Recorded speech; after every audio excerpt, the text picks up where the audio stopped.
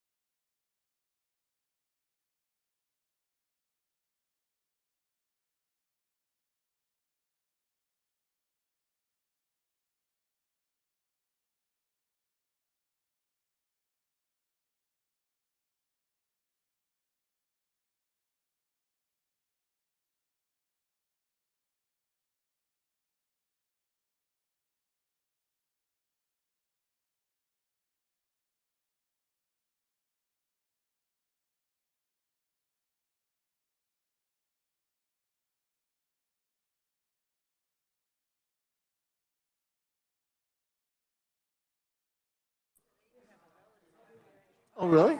Excellent. Beautiful. All right.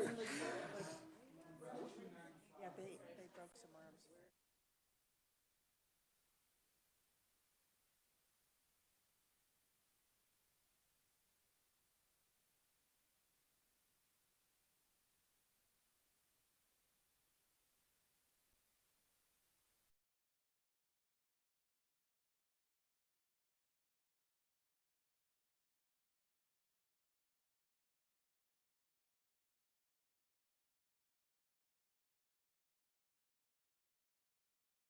Got another little job. Beautiful. All right, ladies and gentlemen, let's get started for real now, by golly. I know, and you can still have your whole conversation, but we're gonna work some bills while we're at it. All right. Today, you may notice that we have, remember all those bills that we had already worked? And so we had little mock hearings the other day to remind us of them, because now they have an SB instead of an HB in front of them. But that's the only change currently. So we're going to have discussions around, and I'm hoping that we have some sort of a balloon change, conceptual something or other. Holy cow. All right, well then let's get started. SB 14. Her fingers have been worked to the bone. Want to remind us of what we just heard Monday? Thank you, Mr. Chair and members of the committee. Senate Bill 14 was our very, very, very exciting date change bill relating to risk-based capital insurance requirements, rather. And if you look underneath your agenda, you can thank Ms. Pam here for running all the copies of all of the balloons so they can be live and in person. Is fantastic. I appreciate it. Thank you, Pam. So the balloon actually will make a change of amending the effective date from statute book to publication in the Kansas Register. And with that, I can stand for questions. Excellent. Now, committee, recall that the only reason we're making any change at all is so that we get to vote on it in the House and have a conferenceable bill when we get beyond that point in the House, and we'll be meeting with the Senate Insurance Committee. It will be in conference rather than straight, it was already approved. That way we can combine these all into bills and have some leftovers in case things don't go exactly right as we get towards the waning days of the session. It never does happen, but we like to be prepared just in case. That's right. Because it could happen at some point. All right, committee, any discussion regarding SB 14, or Senate Bill 14? Seeing none, any discussion on the amendment? You think would you then make a motion on the amendment? Mr. Chair, I move that we amend Senate Bill 14 with the balloon amendment we have in front of us. All right, you've heard the motion by Representative Blue. Do I have a second? Second by Representative Neighbor. Discussion? None. All those in favor say aye. Aye. Opposed, say nay. Very good. We're back on Senate Bill 14. Representative Neighbor. Thank you, Mr. Chair. I move we pass out Senate Bill 14 as amended favorably. Okay, you've heard the motion. Second by Representative Miller. S. Miller, as he shows up on the wall. All the discussion. Okay, all those in favor say aye. Aye. Opposed, say nay. Very good. Senate Bill 14 is passed out as amended. Let's turn our attention to Senate Bill 15. Take it away, Eileen. Thank you, Mr. Chair. Senate Bill 15 amends KSA 40-247 pertaining to penalties that an agent or broker would face for failing to pay the premiums that they're holding in trust to the insurers who make those insurance contracts. This bill removes the requirement of the written demand in establishing prima facie evidence. And again, you see an amendment where the effective date is being changed. Excellent. And as it is KAIA Day in Topeka today, none of the agents here are the ones targeted by this bill. I just want you all to know that you would never fall into that category.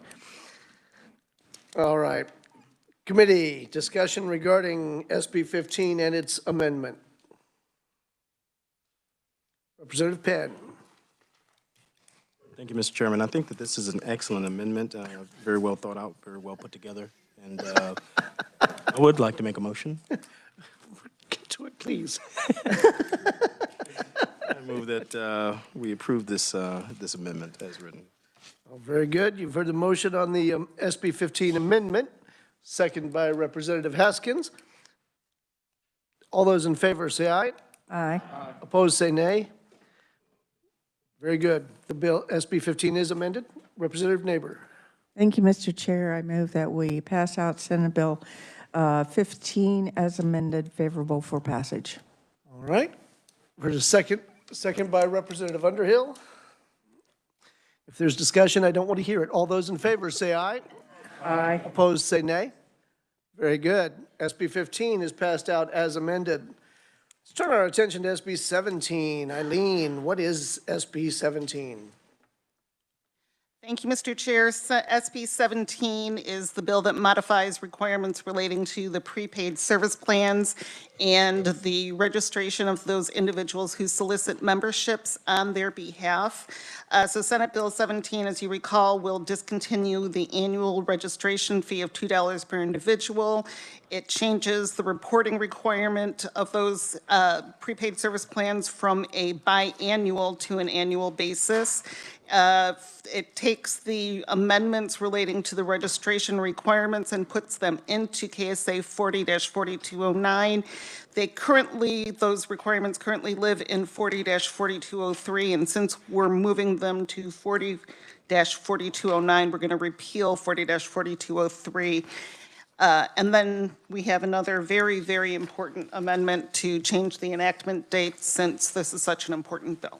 Very good. As I recall, this one saves the insurance agent something like $128 a year.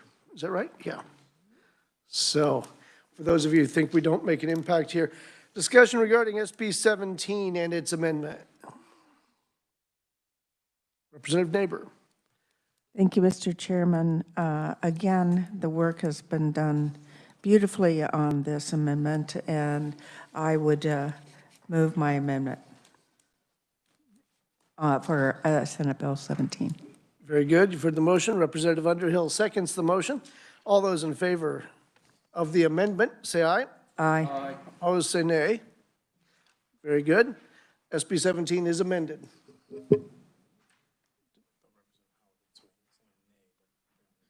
Oh, she probably did. All right, Representative Neighbor. Thank you, Mr. Chairman. I would move that we pass Senate Bill 17 favorably as beautifully amended by our staff. Favorably, sorry. I went blank after. That's- Beautiful. It happens to the best of us. Representative Essex seconds the motion. All those in favor, say aye. Aye. Opposed, say nay. Very good. SB 17, as amended, is passed out of committee. Now, for those of you watching, you may think that we're taking this a little bit lighthearted. Understand that we've already worked all of these bills. They had house names at the time. There were mirror image bills dropped in the Senate. So they worked their bills, we worked ours, and then it turned around, we got the exact same bills back again. So we're turning them out, but it may seem like there's not a great deal of thought going into this. It's because we already did that thinking once upon a time. This is just review work. We're just getting it done. There was some work, there was some thought on those. Come on. I can't, these guys, I can't. Can't buy a bucket. I can't buy a break from these guys. SB 18, Eileen, save me. The crowd's getting crazy over here. I believe, Mr. Chair, that you meant we're only thinking and taking lightly the bills, but the amazing work done on the amendments is totally seriously described as The being amendments, they are art. amazing and awesome. They are art, no doubt about it. And that's going to go in the minutes, right, Mr. Chair? Oh, heck yeah. Thank you, Mr. Chair. Senate Bill 18 amends KSA 40-2, 125 pertaining to penalties that violate insurance law. The definition of person is being amended here where we insert some wiggle language that makes any other legal entity subject to the jurisdiction of the commissioner also subject to the statutory penalties for violations of insurance law. And again, you see an amendment that would change the enactment date to Kansas Register. Very good. Discussion regarding Representative Penn. Absolutely. Mr. Chairman, thank you so much. This is indeed artwork, par exemplar, and I would say this is somewhere up there with Mona Lisa or La Pieta. I do want to thank the original carrier of the bill when it was a much better House bill. But we are appreciative of the Senate side, and I would like to move that we accept this amendment, sir, favorably. You've heard the motion eventually. Is there a second? Second by Representative Miller. All those in favor say aye. Aye. Opposed say nay. Very good. SB 18 is amended. Representative Neighbor. Thank you, Mr. Chair. I would move that we pass out favorably Senate Bill 18 as amended. Very good. You've heard the motion. Is there a second? Representative Penn seconds the motion. All those in favor say aye. Aye. Opposed say nay. Very good. SB 18 is amended and passed out of committee. Let's look at SB 19. Eileen, take it away. Thank you, Mr. Chair. Senate Bill 19 is the bill relating to premium tax and the basis upon which it's calculated. We are changing here from fiscal year to calendar year. And again, we have an amendment that changes the enactment date. All right, discussion regarding SB 19 and its amendment. Representative Neighbor. Thank you, Mr. Chair.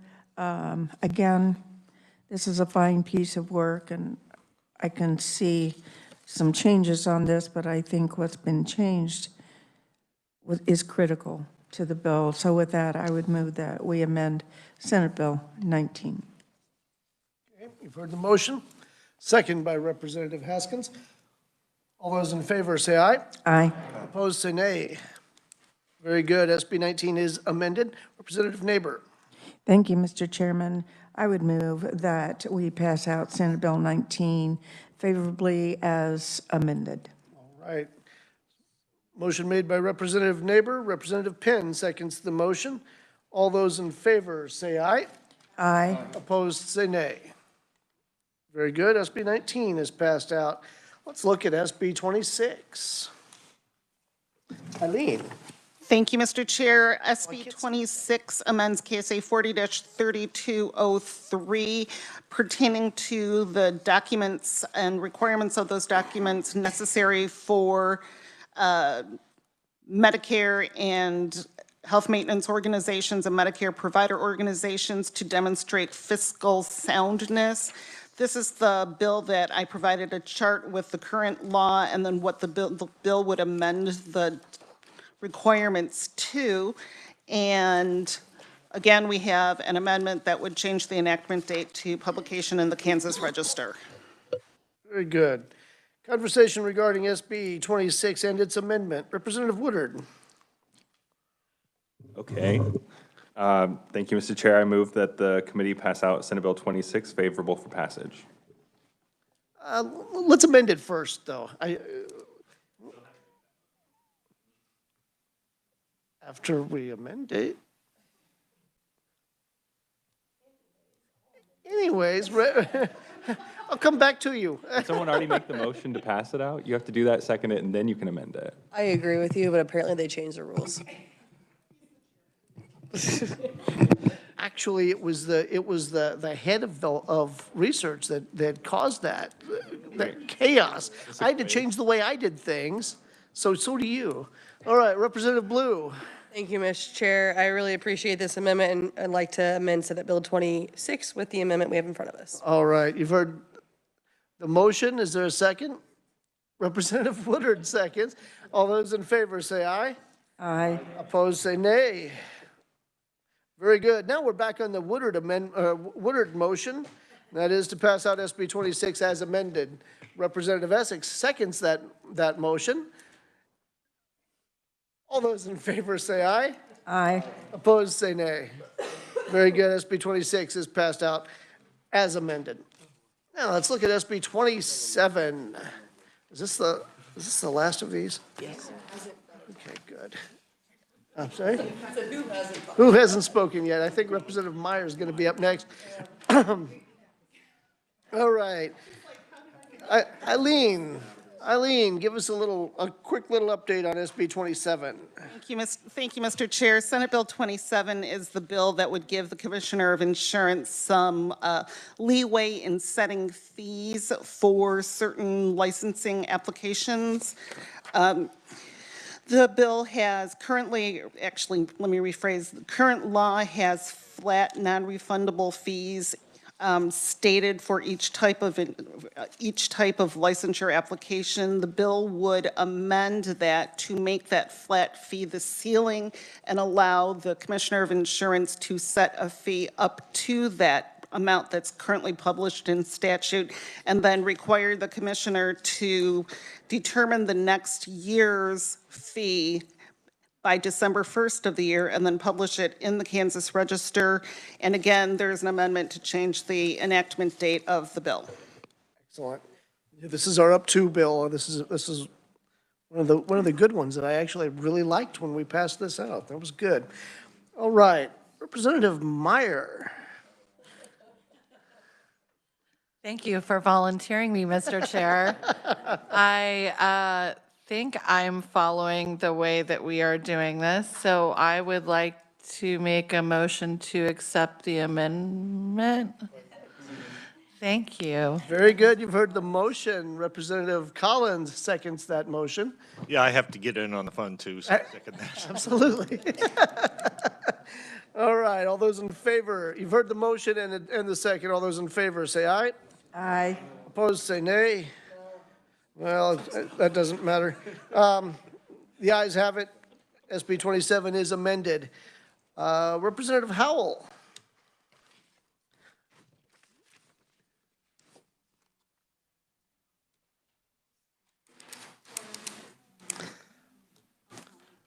The last one on the front page.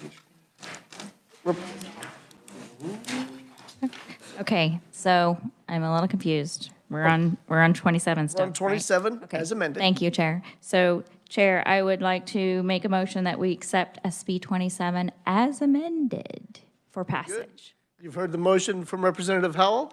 second by Representative Haskins. All those in favor say aye. Aye. Opposed, say nay. Very good.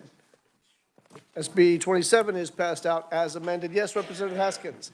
I didn't get a chance to speak. I just did my fingers up. So I just wanted to say this number 27, out of all the amendments, was the most beautifully amended. I mean, the others were pretty good, but this one, wow. Very good. A review of an amendment. Wow. I like that. That's fantastic. All right, committee. Now we're actually going to do a little bit of work here, and I know that was kind of silly, but we had to get that work out of the way. Now, let's open up a hearing on SB 24. This one we have not heard, so we will want to be taking this one a little bit more seriously. Eileen, can you describe for us SB 24, please?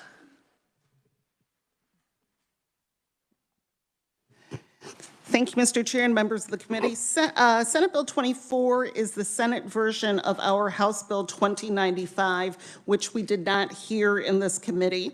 The bill amends KSA 40-2, pertaining to mandated coverage for autism spectrum disorder. The bill amends the number of employees that constitutes a small employer and a large employer. So for purposes of this statute only, under current law, a large employer is an employer who employed an average of at least 101 employees on business days during the previous calendar year, and at least one employee on the first day of the plan year.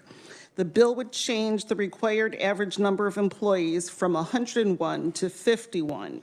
And then again, for purposes of this statute only, under current law, a small employer is an employer that employs an average of 2, but not more than 100 employees on business days during the previous calendar year, and at least one employee on the first day of the plan year. The bill would change the required average number of employees from 100 to 50, and then still would require the small employer to have one employee on the first day of the plan year.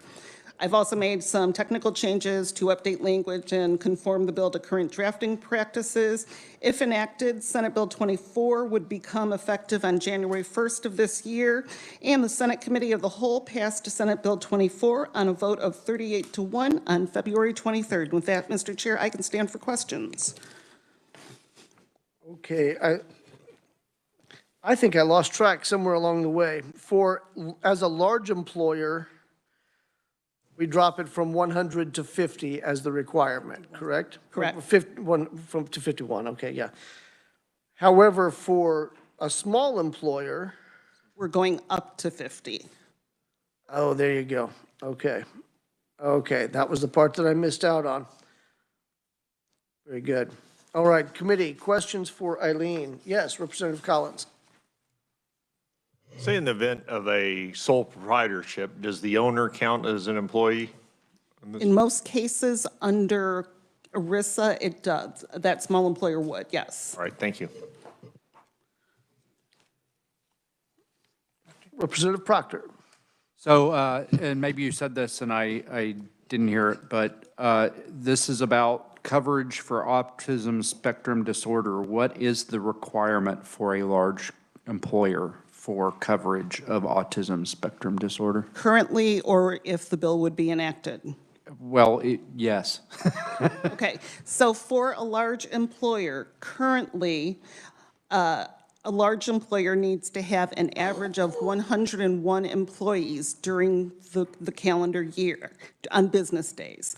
And then the bill, and one employee on the first day of the insurance plan year. So the bill would change that, and a large employer would then have to have a required average of 51 employees. We're dropping it from 100. No, I understand that part. What I'm asking, this bill, or the description of the bill says for the purposes of coverage for autism spectrum disorder. Right, we're amending the one statute. And so what I'm asking is, what is the requirement to cover? Representative, Sorry. that's outside the scope of the bill. We'll have the proponent answer that question, but the reviser changed the number requirements. Okay, I'll ask the proponent. Thank you. Representative Haskins. Thank you. And just to follow up on what my colleague had asked, I'm looking at page 6 and line 6, and it says it's in the section 7 that defines a small employer, and it looks like it had been amended from an average of at least 1 to an average of 2, but more than 50. But not more than 50. So in the case of a sole proprietor, they would not be included under that small employer definition because they're the only ones. Okay, so when I answered Representative Collins's question, I stated per ERISA, and this bill would not be subject to ERISA because it's under the jurisdiction of the commissioner. All right. Thank you. ERISA pertains to federally regulated plans.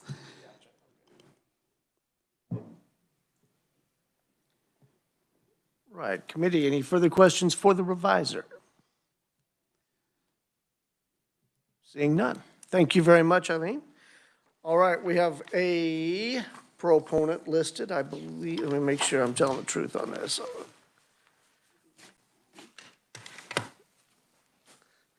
We have one live proponent and one written testimony. Eric Turek from the Kansas Insurance Department. Welcome back to committee, Eric. It's been a spell. It has, Mr. Chairman, thank you for the opportunity to testify here in support of this bill. There were lots of questions for the reviser, and I'm happy to provide some, or shed some light on all of those. You have my written testimony. I will be referencing that, in the testimony, it's really a timeline as to how we got here today. And why we need this change.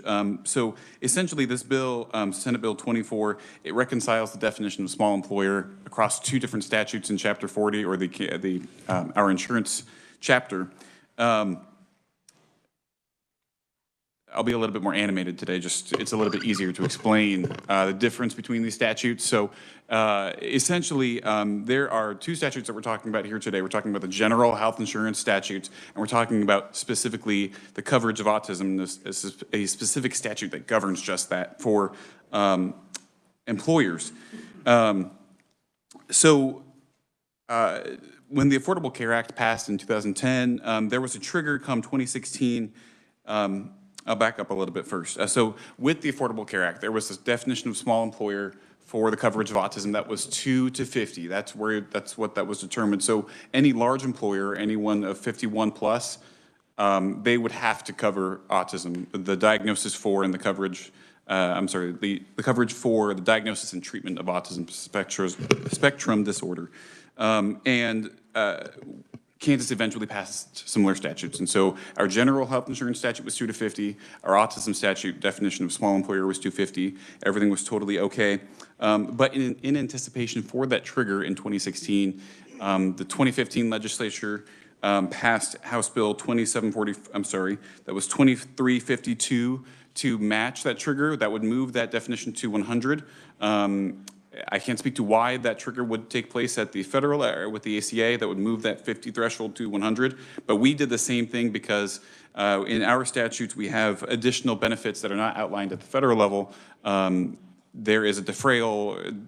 Essentially, the state would have to cover the extra benefits that are mandated to Kansans. So essentially, there would have been an additional benefit to just those 51 to 100 employers that would have been required to give their employees coverage. So in order to prevent that cost, the legislature passed 2352, but shortly after that, Congress passed the PACE Act, or the Protecting Affordable Care for Employees Act, that it prevented that trigger from happening, but then come January 1, 2016, our definition was out of sync with their definition at that time. And so ever since then, our definitions have been not in harmony. And so, and I know this may be a little bit complicated and a little bit technical. But with this bill essentially requiring more employers to cover autism for their employees, we wanted to know, okay, how many employers are we talking about that fit within this special group of 51 to 100? How many total lives is that going to affect? And so we contacted all of the health insurers, and so there are in Kansas 541 of these employers and approximately 41,000 total covered lives. With our communication with the insurers, they informed us that since 2016, it's because there's only this one different benefit that is required upon large employers, which is just autism. The coverage for autism, since their definition, or since 2016, they have constantly kept the benefits the same. So regardless of if an employer has 101 plus employees or 51 employees, the health insurance companies have still provided that benefit. They've told us it's too difficult to differentiate the benefit structures. You're a large employer here, but you're not a large employer here. And so right now in statute, we have employers of 75. They are a large employer according to our general health insurance statutes, but a small employer according to our autism statutes. So we just really want to clean that up. This affects absolutely nothing. So principally, this is I don't want to use the word technical, but it goes without consequence. So we see this as a cleanup bill. Sorry to be long-winded there, but I know Eileen, she was describing the average number of employees. I know that was a little bit difficult to understand. So I'm happy, no offense, Eileen, but happy to further provide some information to the bill. Yeah. All right, Representative Proctor. Okay, I want to be 1,000% sure here. Sure. So we are not increasing cost for any employer because this is something that's already happening because the federal statute says that it's happening. So it's sort of. So there is no additional benefit or additional mandate or additional requirement. So we are technically moving increasing the number of employers who are required to offer the coverage for the diagnosis and treatment of autism spectrum disorder. But in practice, that number is not changing since that benefit is already being applied to those 540 employers already. So, and that has been that case since the definition change. Okay. Thank you, Mr. Chair. Questions for the lone live proponent? This is the only guy you get to take a shot at. Question? No? All right. Great. Eric, you explained it so clearly that you just knocked them all dead. Perfect. Thank you very much. Committee notice that you'll also see proponent testimony written from Michael Wasmer from the Council of Autism Service Providers. All right, I have no one listed as neutral. Or actually, let me go ahead and ask, do we have anyone here who would like to speak as a proponent? Because I have no other proponent testimony. Seeing none, I'll close the proponent testimony. Neutral, anyone strongly neutral about SB 24 would like to speak about it? Vehemently neutral, correct. All right, seeing none, I'll close neutral testimony. Is there anyone who would like to be listed as an opponent who would like to speak to SB 24? Now, because we had no opponents, and this looked to me like we were creating a mandate, when I looked at the bill, that's what I thought. So I kind of checked around, and the usual suspects, folks who would probably be against a mandate of this type, all told me exactly the same thing that Eric just said. We can't find anyone that it affects. So not only do we not have any that volunteered themselves, even when I went searching for an opponent, I couldn't find one. So there we go. With that, I'll close opponent testimony and close the hearing on SB 24. It was the perfect bill. There were no opponents. All right. SB 28 committee, yes. Not going to work it. Okay. Oh, no, we're not going to work it today. We'll work it on Monday, probably. I think that's what we wrote. All right. Eileen, explain to us what SB 28 might be. Let's open that hearing.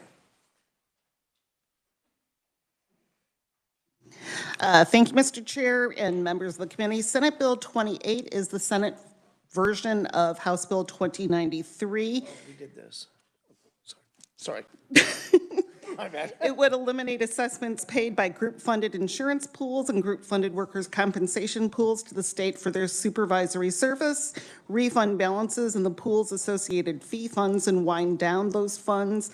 The bill creates a provision of law, amends KSA 44-588, and repeals KSA 12-2623 and 44-587. Here we go, guys. I'm going to do it.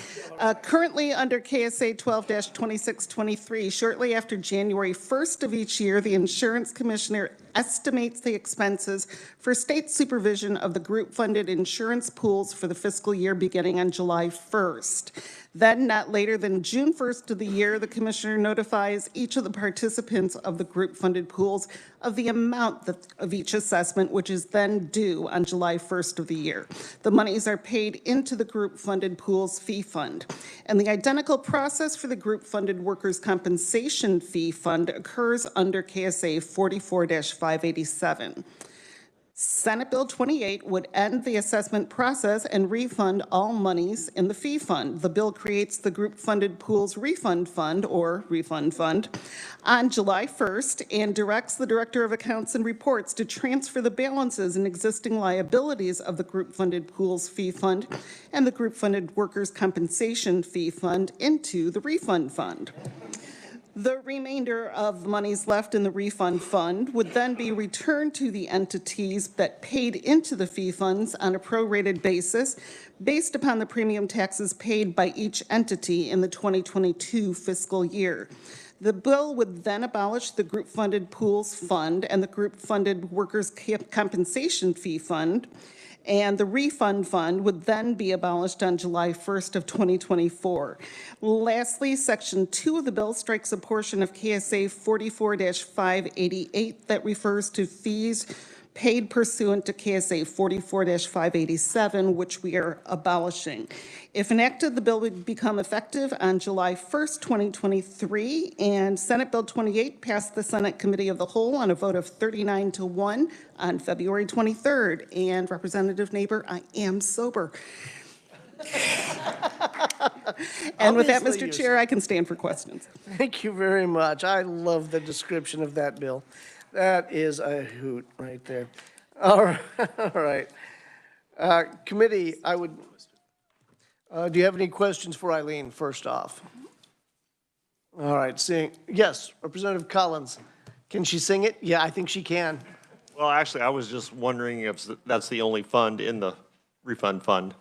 Well, there would be two funds that paid into the refund fund, but there's only the monies from the one refund fund are being refunded to the two entities. Well, all this talk about funds is really fun. You know, I will share with you that as a assistant reviser of statutes, there's very little opportunity for us to, you know, show this much personality in our work. And when that happens, I'm going to take the opportunity. So. Absolutely. All right. I don't think there are any questions for you on this one. Committee, we've already worked this bill. We've heard this bill. We've worked this bill, and we passed it on the floor, as a matter of fact. So I'm sorry. Yeah, that's right. You carried this bill. That's right. All right. So while our proponent is here, I'm not going to have him testify unless there are questions that have come up surrounding this topic, in which case he's here for that, but I don't view it as necessary as we've already heard the bill. So, does anyone have questions for Eric, by the way? All right, seeing none. I'll close proponent testimony. If there's anyone who would like to speak as neutral or opponent, this would be an excellent time. Seeing none, very good. I'll close the hearing on SB 28. Let's look at SB 119. Eileen, I believe this also is one that we've already done. Am I correct? Yes, Mr. Chair, you are correct. Senate Bill 119 is the Senate version of our House Bill 2098. This is the bill that updates the statutory references contained in 4 statutes that were either incorrect or had been amended, and the internal references were then obsolete. So Senate Bill Section 1 amends KSA 40-201. That's the definition of insurance company. That's the statute that was originally drafted and enacted in 1927 and then amended in 1935. The internal reference we had to update because the internal reference was to a statute that was repealed in 1988. Section 2 amends KSA 40-216, and there was an internal cross-reference to KSA 40-955. That statute had been amended, and the internal reference within 40-216 then became incorrect. So our current practice now is to lose the specific subsection designation so that if a statute ever happens and gets amended, we wouldn't have to try to chase back all those potentially incorrect references. Section 3 amends KSA 40-241 by correcting an internal reference to a repealed statute. And then Section 4, we fixed an internal statutory reference that wasn't updated when the statute was amended in 2011. And then in all of those sections, we updated language to make it conform with current drafting practices. The Senate Committee of the Whole passed Senate Bill 119 unanimously on February 23rd of this year, and I can stand for questions. All right. Committee, once again, this is a bill that we've already heard, worked, and passed, and on the floor. So are there any questions for Eileen that have arisen since we last passed this bill out? It was a technical cleanup, just trying to get our statutes up to date. Seeing none, again, we have our proponent here. If you have any questions for Eric, that's fantastic, but I'm not going to call him up unless there are questions. Seeing none. Okay, we have no one listed as opponents or neutral. If anyone would like to be an opponent or neutral, this would be a good time to speak up. All right, seeing none, we'll close the hearing on SB 119. Committee, even though it was fun and it was quick, we did quite a little bit of work here. We will be meeting on Monday to wrap up some of this last work. I think we'll have one bill hearing on Monday, and we'll take these last 3 that we just looked at, 3 or 4. Oh, and SB 25, yes. SB 25 that we heard. Okay, no more temper tantrums out of you, Mr. Miller.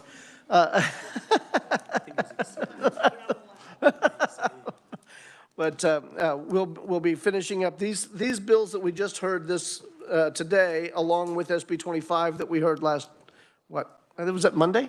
Was it March 1st? Yeah, on March 1st. Okay, so we'll get those all put to bed, and then I think we'll have one hearing on Monday in addition to that work. And we are coming in the home stretch, ladies and gentlemen. All right, with that, until Monday, we are adjourned.